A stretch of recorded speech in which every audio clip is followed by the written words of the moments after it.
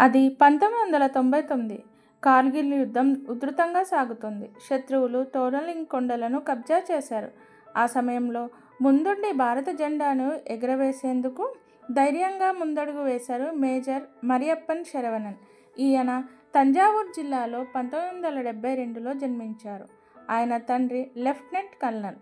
శరవణన్ సైన్యంలో చేరాలనే ఆయన కలను ఎన్డీఏ నెరవేర్చింది. ఆయన 11 బీహార్ రెజిమెంటల్లో పనిచేశారు. 1999 కార్గిల్ యుద్ధంలో ఆయన తోలోలింగ్ను తిరిగి స్వాధీనం చేసుకునే బృందంలో ఉన్నారు.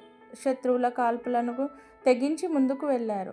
తలపై బుల్లెట్ తగిలి వీరమరణం పొందారు. మేజర్ శరవణన్ కార్గిల్ యుద్ధంలో మరణించిన తొలి అధికారి. ఆయన ధైర్యం, త్యాగం భారతదేశం ఎప్పుడూ గుర్తుపెట్టుకుంటుంది. ఆయనకు వీరచక్ర అవార్డు ప్రదానం చేశారు. యుద్ధ భూమిలో ఆయన చూపిన నిస్వార్థ సేవలు భారత్ ఎప్పుడూ గుర్తుపెట్టుకుంటుంది.